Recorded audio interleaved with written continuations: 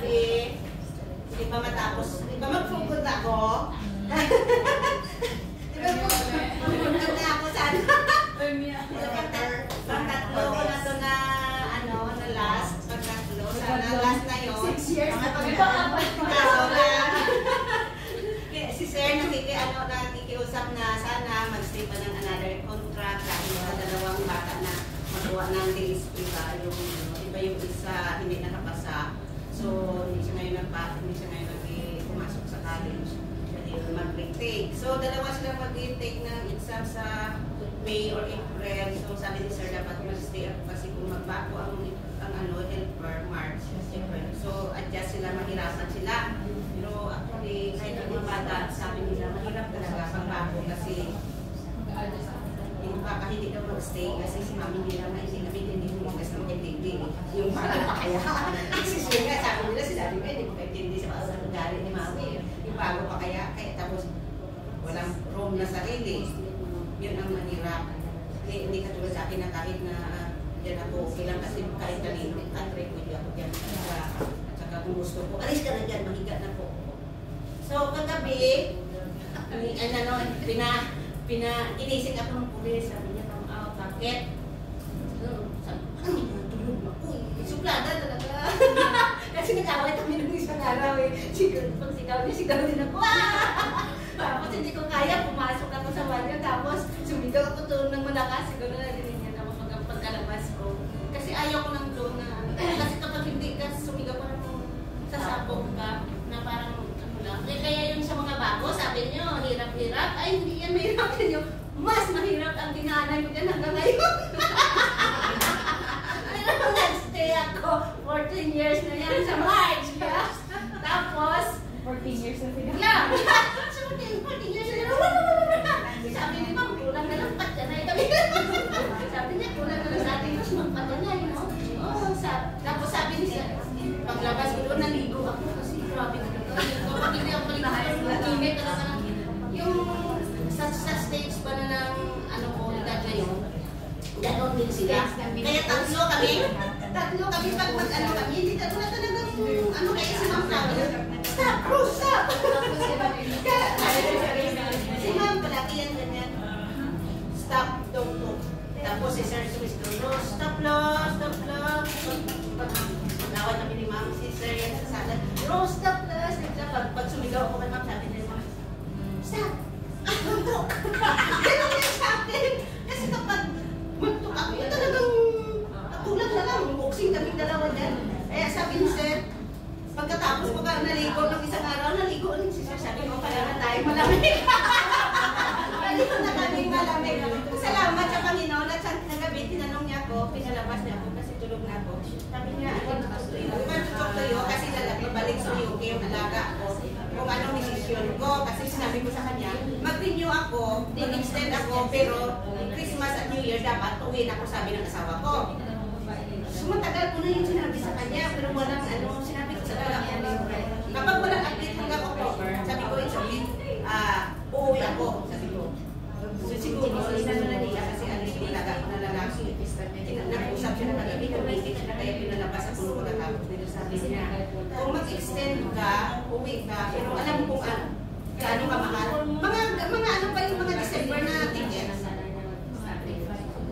Sabi ko, siguro mahal. Sabi niya, bigyan ka namin ng 3,500 sa ticket. Pag sumubra yan, ikaw nang bahala. Sabi niya din, sabi ko, okay. Sabi ng mga laga ko, Rose. Sabi niya, pati si Sir, Rose. Sabi niya, okay. Sabi niya, okay na yung, agree na yung asawa mo. Sabi ko, basta umuwi lang ako. Sabi niya siya, okay. Ang kontrata mo matapos sa next year. Sabi ko, ikaw man rin yung wag mo. Sabi ko, thank you, kasi parang na na rin, yung kahit na halos araw-araw, kami dyan, pero sabi, parang nakisanay ka na lang. Nakisanay ka na. Matigas na talaga ulo ko kasi minsan hindi ko talaga kaya na yung pag marinig ko na parang nakakainis talaga. Pero yung tono pa ng salita nila na parang galit, sabi nila, okay lang yan kasi ganyan talaga kami. Salamat sa Panginoon, sana kayanin ko pa.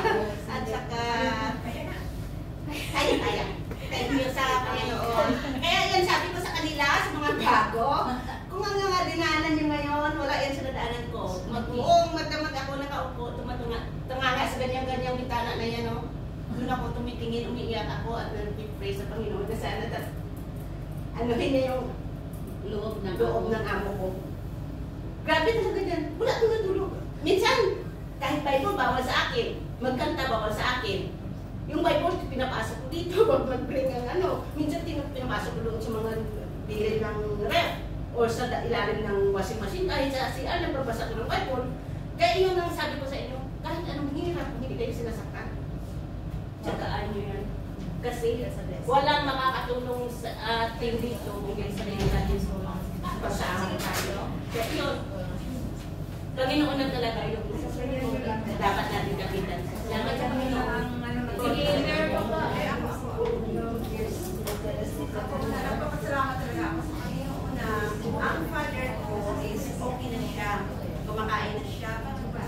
Bumabalik na yung ano niya sa pagkain. At pasalamat talaga ako sa Panginoon sa mga financial dinagin provide niya. Tapos sa strength na binibigay niya sa tatay ko. Tapos ngayon naman, yung pamangkin ko is nasa ICU na operahan siya sa oo. Pero thanks God kasi nakakausap na siya ng kapatid ko. At salamat sa pag-training. Thank you. At pinabalik ko ang pagpapasalamat sa Panginoon. Magkatapos na yung kontrata ng first month, sign again. Of course. Isipin ko ba nga sana all. Ilang taon na kami?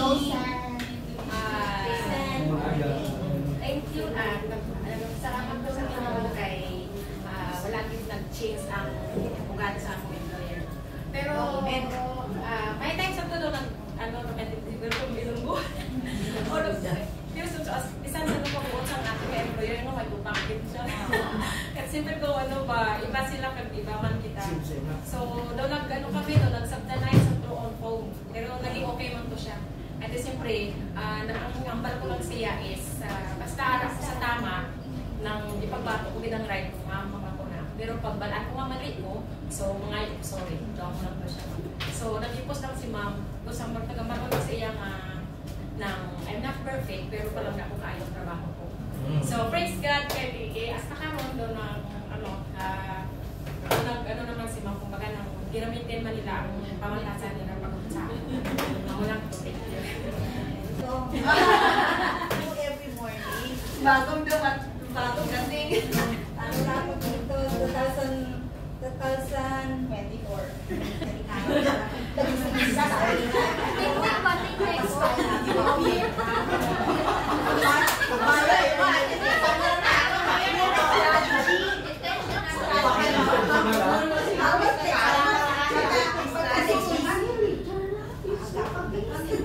Dari ako nandiyan kasi si Malaga ko pa naman palang si Basil. 4 years old. Sabi niya, ko, nagising. Ako, wala pa kapitulan siya. Kasi kumatimpla. Dali-dali ako, nagsabi sa mo. Tawag siya, Tita!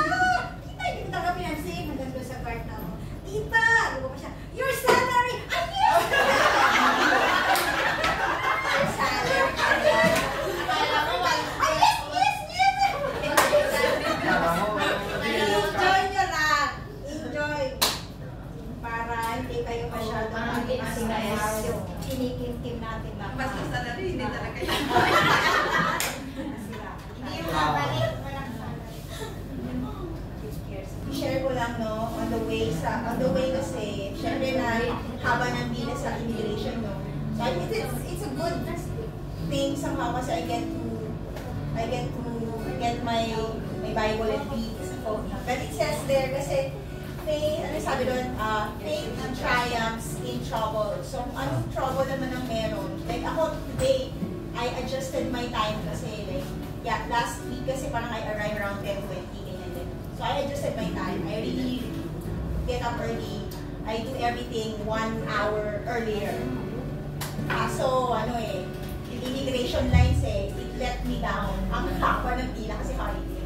Pero, you know, if you're going to look at the situation, di ba, you will feel defeated Pero, syempre, at the end of the day, you go back to ano ba yung purpose ng ginagawa mo. So, babalik ka lang din palagi dun sa purpose ba ng ating calling. Pag ganitong panahon, weekend, Sunday, di ba sabi nga sa Bible, we work 6 days. So, ibigay natin yung time para sa Panginoon. Actually, it's not even really talaga nga sa Kanya, para din sa atin yun eh. Kasi, di ba gusto ng Panginoon na meron din tayong pahinga. Sabi nga sa Bible, He gives His beloved rest. Sleep pa nga yung salay sa Bible, di ba? Pero, it's good kasi basta alam natin na katuon lang tayo sa Panginoon. Yung sinasabi ng peace that surpasses all understanding, pag meron tayo nun, parang solve na lahat eh. Diba? Parang kahit ano yung pagdaanan natin.